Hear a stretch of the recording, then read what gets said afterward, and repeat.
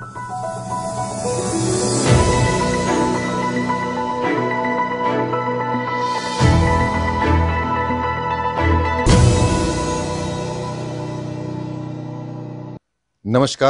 मैं Ravi Shukla, KRC times के Hindi prime time में आपका स्वागत है। आज नितिन गडकरी ने असम के लिए 50,000 करोड़ के प्रोजेक्ट का ऐलान किया।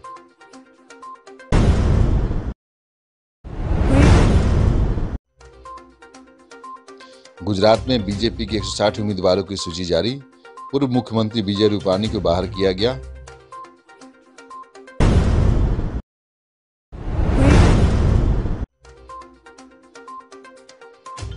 असम में मदरसों पर नियंत्रण के लिए सख्त एसओपी जारी।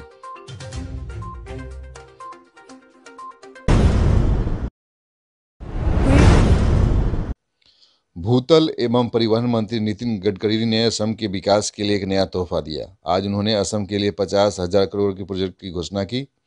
इस मौके पर केंद्रीय भूतल परिवहन मंत्री ने कहा कि संचार के मामले में उत्तर पूर्व का चेहरा बदल दिया जाएगा। विभिन्न राष्ट्रीय राजमार्गों पर 10 नए फ्लाईओवर बनाए जाएंगे। काजीरंगा राष्ट्रीय उद्यान की डीपीआर बनाने के आदेश दिए गए हैं। गुवाहाटी के शहर के लिए रिंग रोड बनाने के प्लान के लिए चिन्हित किया गया है। एलिवेटेड कॉरिडोर जो काजीरंगा का है उसका डीपीआर बनाने के बारे में हमने आसाम सरकार को कहा था। आज उसकी चर्चा हुई और मैंने उनको कहा कि हमारी नई इन्फोर्समेंट टेक्नोलॉजी, कॉन्क्रीट टेक्नोलॉजी है वो, और वर्ल्ड में जो बेस्ट टेक्नोलॉजी है उसके आधार पर इसका डिज़ाइन तैयार किया जाएगा। और ये डीपीआर है, ये इसकी कीमत 6,000 करोड़ रुपए होगी और ये 38 किलोमीटर का होगा। इसको हमने मंजूरी दी है। बाद में construction of 2 lane approach road of Majuli Jorhat bridge, ये करीब 21 किलोमीटर है, 350 करोड़ का। इसका डीपीआर का approval under current year annual plan में है। फिर construction of 4 lane Gauripur bypass of NH 17 जिसकी लेंथ 10 किलोमीटर है, ये 500 करोड़ का है।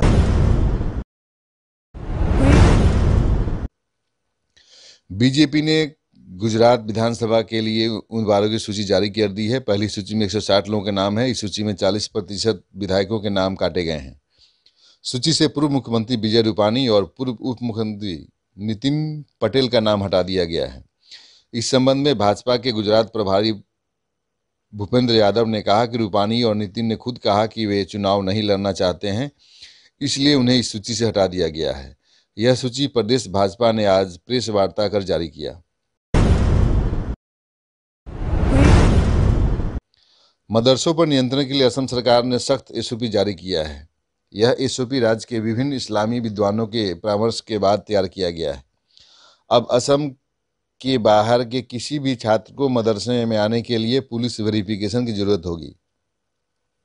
इस प्रकार यदि कोई शिक्षक बाहर से नियुक्ति किया जाता है तो उसे भी सत्यापन की आवश्यकता होगी। 3 किलोमीटर के दायरे में एक से ज़्यादा मदरसे नहीं हो सकते हैं। मदरसे के जमीन का हिसाब भी देना होगा और इन सभी सूचनाओं की सूचना 1 दिसंबर तक पुलिस को दे दी जानी चाहिए।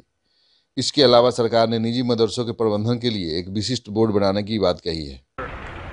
आहले हादिस, आहले सुन्नत और नादुआ এই চাৰিটা গ্ৰুপৰ পণ্ডিতসকলৰ লগত বহি পেলাই আমি কিছুমান নীতি নিৰ্ধাৰণ কৰি দিছিলোঁ।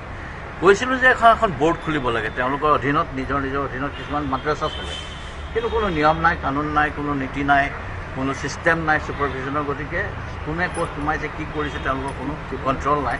সেইটো কাৰণে আমি এটা কণ্ট্ৰল মেকানিজিম এটা ডেভেলপ কৰিবৰ কাৰণে তেওঁলোকক ৰিকুৱেষ্ট কৰিলোঁ। আৰু প্ৰত্যেকে বোৰ্ড খুলিলে ইমান দিনে এইকেইদিনৰ ভিতৰতে তেওঁলোকে এখন হ'ল all Assam Tanzim Madaris Qaumia, all Assam Talimi Taraqqi board, madrasa education board, all Hafiz Salafi, Adara Madaris Islamia, all Assam Ahle Sunnat madrasa education board, এইকেইখন বোৰ্ড ইতিমধ্যে গঠন হ'ল। তেওঁলোকৰ অধীনত নিজৰ মাদ্ৰাছা আছে। তেওঁলোকৰ মাদ্ৰাছাবোৰ কেনেকৈ চলিব আমি এখন ছাৰ্ভে প্ৰফৰ্মা ফাইনেলাইজ কৰিছোঁ। সেইখনত এইখন আছে। ইতিমধ্যে তেওঁলোকে গ্ৰুপ গঠন কৰিছে নিজৰ অধীনৰ মাদ্ৰাছাবিলাকক।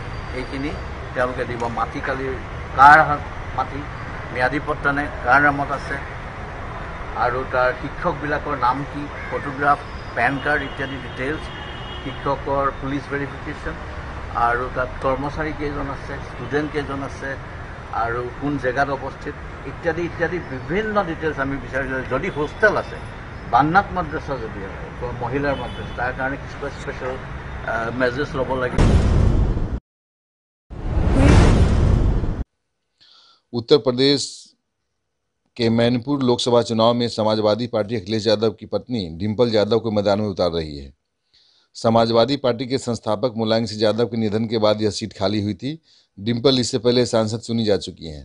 समाजवादी पार्टी प्रमुख अखिलेश यादव उनकी सभी चुनावी गतिविधियों को प्रबंधन करेंगे। आसुर के सलाहकार समुज्ज्वल कुमार भट्टाचार्य को उम्मीद है कि सुप्रीम कोर्ट में सीए को रद्द कर दिया जाएगा। उन्होंने कहा कि इस कानून को रद्द करने की मांग को लेकर सुप्रीम कोर्ट में मामला दायर किया गया था। देश भर से सुप्रीम कोर्ट में ऐसे 220 मामले दायर किए गए हैं।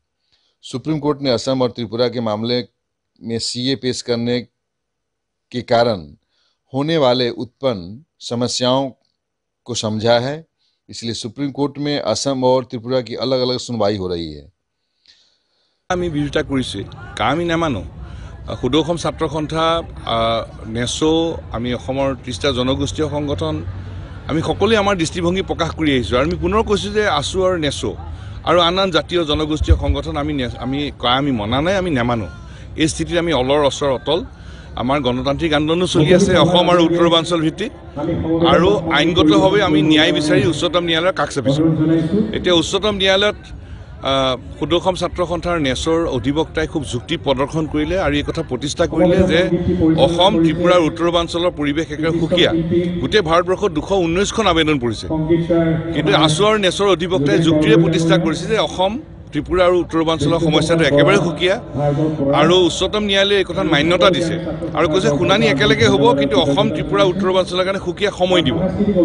এতিয়া এই বিষয়ে 6 তাৰিখে আকৌ শুনানি হ'ব, আৰু আমি আশা কৰিম উচ্চতম ন্যায়ালয়ে কা বাতিল কৰি অসম আৰু উত্তৰ পূৰ্বাঞ্চলৰ খিলঞ্জীয়া মানুহক ন্যায় প্ৰদান কৰিব।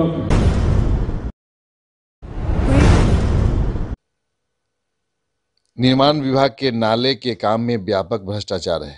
निर्माण के 15 दिन बाद विवेकानंद रोड नवनिर्मित नाले की दीवार ढह गई।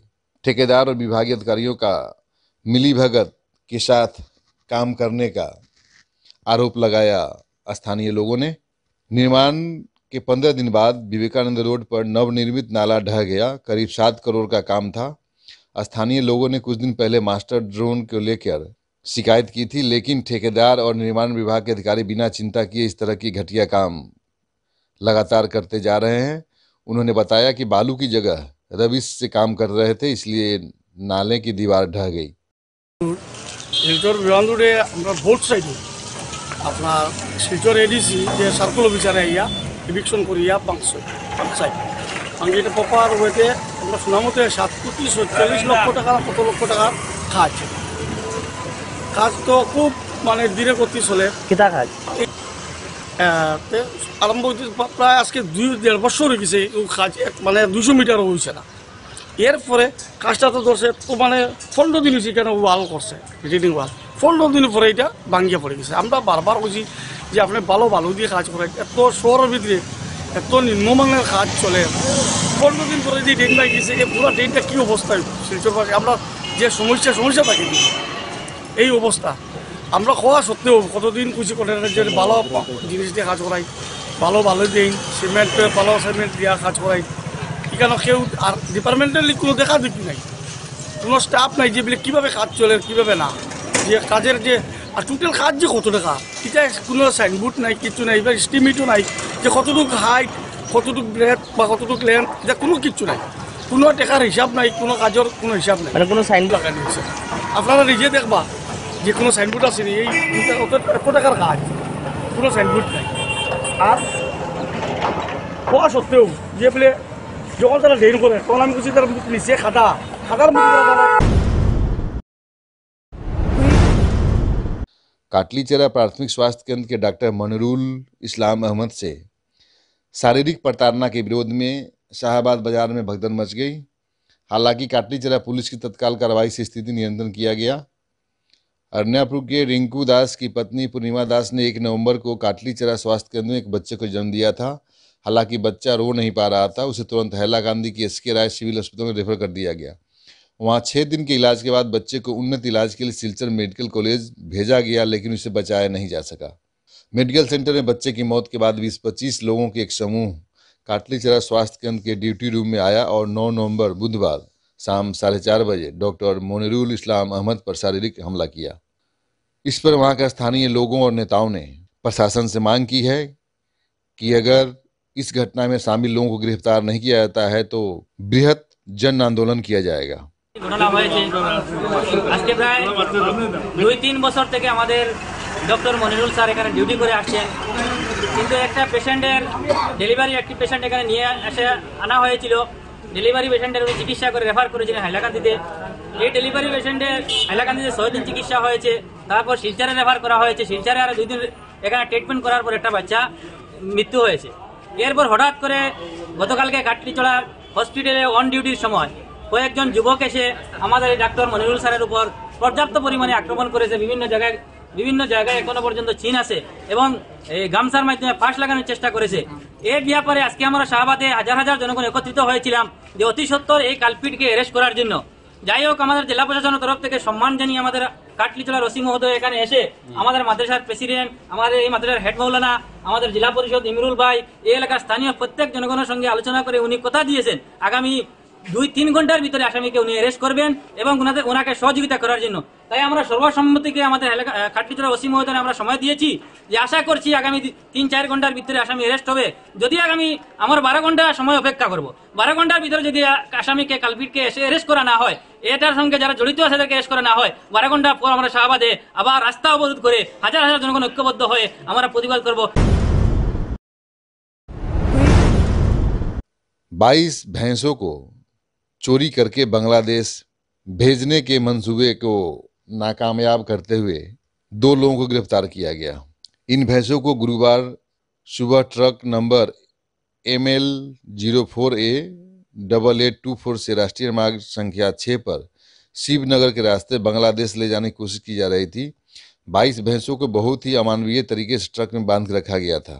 पुलिस ने तुरंत ट्रक के चालक के साथ एक अन्य व्यक्ति को गिरफ्तार कर लिया। गिरफ्तार किए गए 2 व्यक्ति मेघालय के उमलांग गांव के लेरियस और क्लेरियट के रहने वाले हैं। गिरफ्तार किए गए 2 व्यक्तियों द्वारा पूछताछ के दौरान पता चला कि भैंसों की तस्करी के लिए उमकियांग के रास्ते बांग्लादेश ले जाया जा रहा था। आज के प्राइम टाइम में बस इतना ही, फिर होगी मुलाकात। जुड़े रहिए KRC टाइम्स के साथ। नमस्कार।